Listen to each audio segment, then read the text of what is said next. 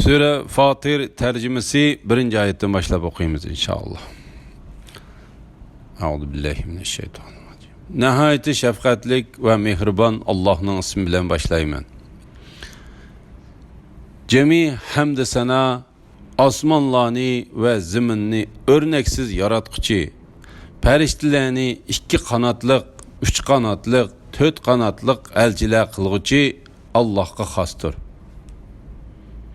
Allah yaratışda xalig'ini ziyoda qildi. Allah hakikaten her narsega qodirdir. Allah rahmetidan kishilarga ochgan narsani hargizmi to'sib qolg'uchi bo'lmaydi. Allah rahmetidan kishilarga ochgan narsani hargizmi to'sib qololg'uchi bo'lmaydi. Allah rahmetidan to'sgan narsani Allah to'sgandan keyin uni hech qo'yib bergichi bo'lmaydi. Allah g'olibdir, hikmat bilan ish qilg'uchidir.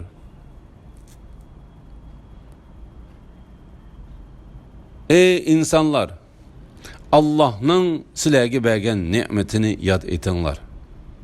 Allohdan boshqa sizlarga osmondan va zamindan rizq berib turadigan yaratquchi bormi? Allohdan boshqa hech ma'bud barhaq yo'qdir. Allohning ibodatidan qandoqmi bosh tortsizlar?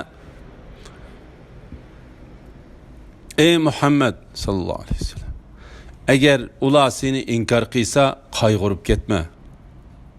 Haqiqatan sendan ilgirki payg'ambarlarmi inkor qilingan. Hamma ish Allohning dargohiga qaytariladi. Ey insanlar, Allah'ның va'dasi haqiqatan haqdir. Sizlarni hargiz dunyo tirikchiligi aldab qo'ymasin. Şeytanның sizlarni Allohning afusining kengligi bilan aldishiga yo'l qo'ymanglar.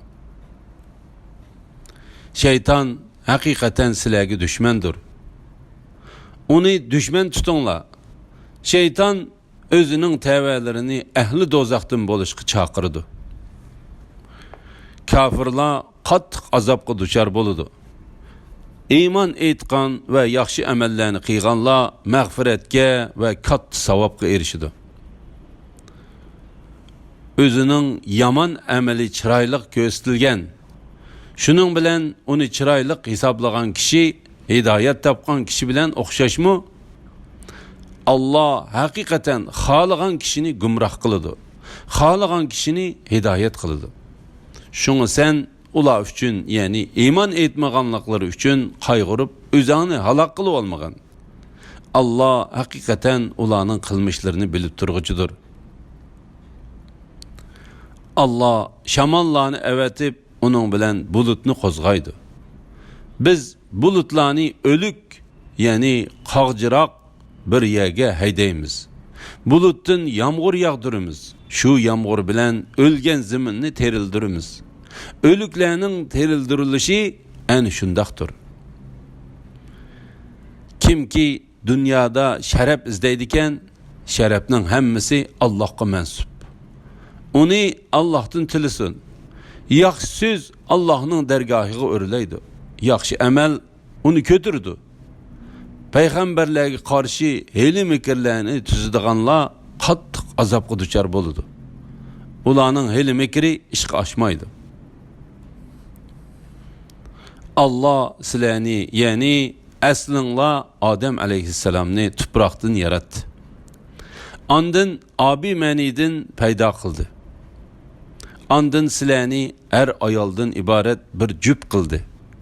Her qandoq ayolning homildor bo'lishi va tug'ishi Allohning ilmining sirtida emas.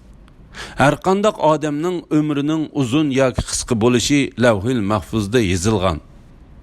Bu hakikaten Allah'a asan. İki deniz o'xshash emas. Bunun suyu tatlıq, təmlik bulup qaldın siyliq ötüdü. Bu nihayeti açıq, tuzluq. Ulanın her ikisinden yeni göçlerini, yani beliqlarını yeysizler. Sizlar taqaydigan zinnet buyumları, yani ünçü marcanlarını çıqırısılar.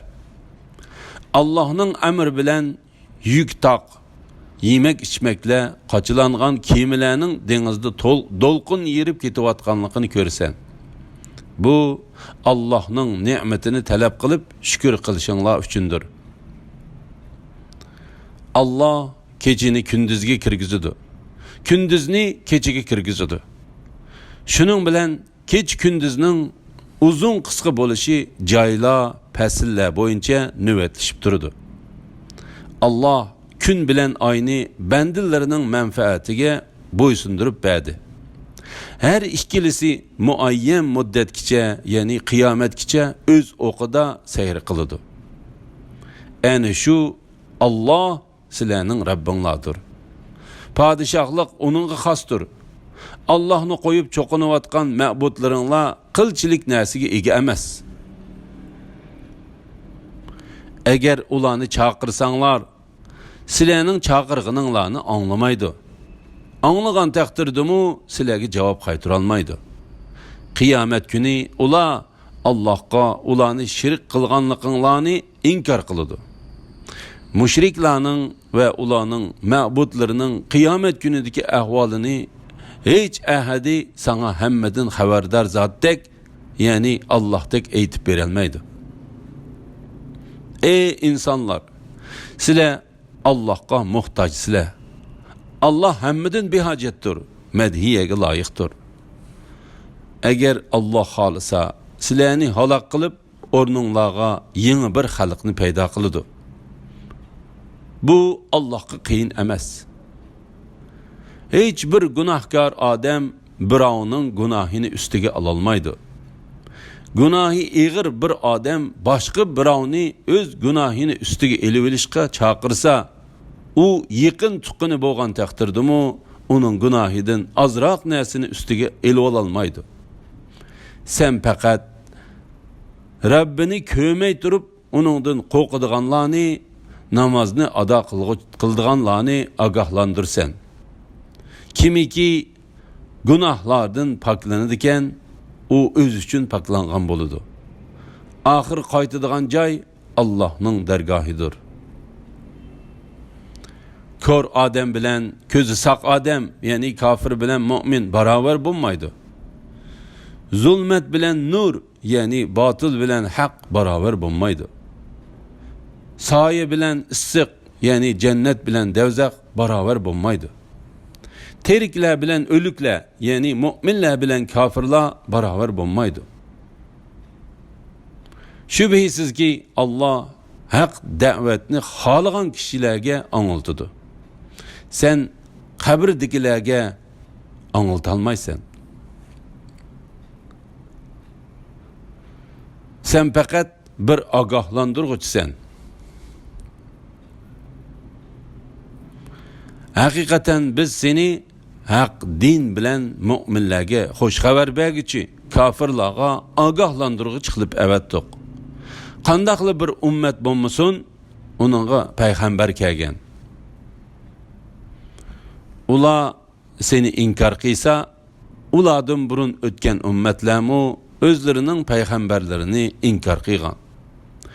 Payg'ambarlari ularga ro'shan mo'jizalarni İbrahim aleyhisselam'a nazil kılınan sahifelerge okşay sahifelerini Tevrat, İncil'dek nurluk kitaplarını elip geldi. Andın kafirlarını cezaladım. Ulağa bergen azabım kandak iken, yani ulağa kandak katıq azap kıldım. Görmemsen ki Allah bulutun yağmur yağdırdı. Onun bilen türlük rengarenk meyvelerini çıkardı. Shuningdek Allah tog'larni yaratdi. Tog'larning oq, qizillari, har xil rangdagi chiparlari va qop-qorlarimi bor. Shubhisizki Allohning kitobini tilovat qilib turadiganlar, namozni ado qiladiganlar va biz rizq qilib bergan narsalardan Allohning roziligi uchun yo'shirun va oshkor sarf qiladiganlar kasat bo'lmaydigan tijoratni umid qiladi. Allah ularga ajrlarini to'liq berdi va marhamatidan ularga oshirib berdi. Allah haqiqatan nihoyatda mag'firat qilg'uchidir. Az yaxshilikqa ko'p savob berguchidir. Sana biz vahiy qilgan kitob, ya'ni Qur'on haqdir. Ilgirki kitoblarning rostligini isbotlag'uchidir. Allah haqiqatan bandalarini to'liq bilguchidir, ko'rib turg'uchidir. Allah ularga ajrlarini to'liq berdi va merhametinden ularga aşırıp berdi. Allah haqiqatan nihoyatda mag'firat qilg'uchidir. Az yaxshilikqa ko'p savob berguchidir. Sana biz vahiy qilgan kitob, ya'ni Qur'on haqdir. Ilgirki kitoblarning rostligini isbotlag'uchidir. Allah haqiqatan bandalarini to'liq bilguchidir, ko'rib turg'uchidir. Andın biz kitap, yani Kur'an'ni bendelerimizden biz tanlagan kişilerge miras kılıp berdik. Ularning ba'zisi özüge zulüm kılgıçıdır. Yani Kur'an'ni tilavet kılgan bilen bek amel kılıp ketmeydi. Ba'zisi o'ttir haldır. Yani köp çağlarda Kur'an'a amel kılıp kısmen çağlarda amel kılmaydı. Ve ba'zisi Allah'ın izni boyunca yaxshi ishlarni qilishga aldırgıçıdır. Ana shu katta marhamatdir. Ular hamisha turadigan jannatlarga kirdi.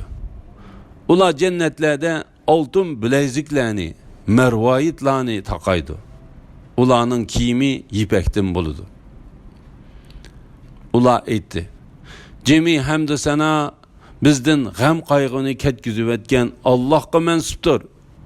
Bizning Rabbimiz haqiqatan nihoyatda mag'firat qilg'uchidir.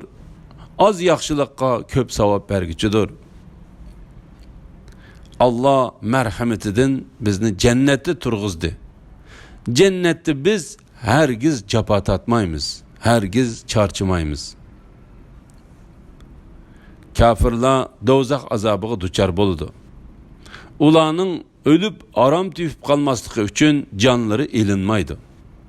Ulardan azap mı yenikiltilmeydi.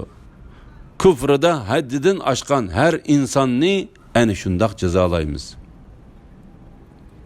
Ula devzekte. Rabbimiz bizni çıkırıversen, dünyadaki vakit kılgan emellerimizden başka emellerini kıysak, dep yalvarıp to'laydi. Allah aytidi: "Sizlarga ömrünglarni uzun qilib, va'z nasihat aladigan odam va'z nasihat alaligidek vaqt bermadimmi? Sizlarga ogohlantiruvchi, ya'ni payg'ambar keldi-ku. Endi azobni tetinglar. Zalimlarga hech qanday yordam berguchi yo'q."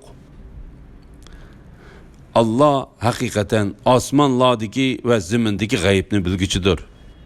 Allah haqiqatan dillardagi sirlarni bilguchidir. Allah sizlarni ziminda o'rin basarlar qildi. Kimiki kafir bo'ladigan, uning kufrining zini o'ziga bo'ladi. Kafirlarning kufri Rabbining dargohida faqat g'azabni ziyoda qiladi. Ya'ni ularning kufri ularni Allohning rahmatidan texmi yiroqlashtirdi. Kafirlarning kufri ularga faqat halokatni ziyoda qiladi. Aytqinki, aytib beqinglarchu, sizlar Allohni qo'yib cho'qinayotgan ma'budlaringlar nima sababdan cho'qinishga loyiq bo'ldi? Menga aytib beringlarki, ular zimindan nimalarni yaratdi? Ya ular osmonlarni Alloh bilan birlikda yaratdimi? Ya ularga biz bir kitob bergan bo'lib, ular shu kitobdagi ro'shan dalillarga asoslanamdi? Hargiz undaq emas. Zalimlar bir-biriga faqat yolg'onni va'da qilishidi. Allah haqiqatan osmonlarni va zaminni qudrati va go'zal hikmati bilan tushib ketishdan to'xtatib turdi. Agar ular tushib ketsa, ularni Allohdan boshqa hech ahadi to'xtatib tura olmaydi. Allah haqiqatan halimdir. Ya'ni kuffarlar azobga tegishlik bo'lsa-mu, ularni jazolashga oldirib ketmaydi. Nihoyatda mag'firat qilg'uchidir. Ular o'zlariga ogohlantiruvchi, ya'ni payg'ambar kelsa, har qanday ummatga qaraganda eng hidoyat topquchi bo'ladiganliklari bilan qattiq qasam ichishdi. Ularga ogohlantiruvchi kelgan chaqda hidoyatdan texmi yiroq bo'lishdi.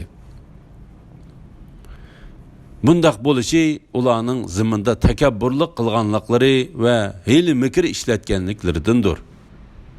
Hiyla mikrning vaboli faqat hiyla mikr ishlatgan odamning o'ziga bo'ladi. Ular faqat ilgiriki ummatlarga qo'llanilgan Allohning ularni halok qilish va jazolashdan iborat yo'lini kutidi. Allohning mahluqotlar ustida qo'llangan yo'lida hargizmi hech qanday o'zgarishni ko'rmaysan.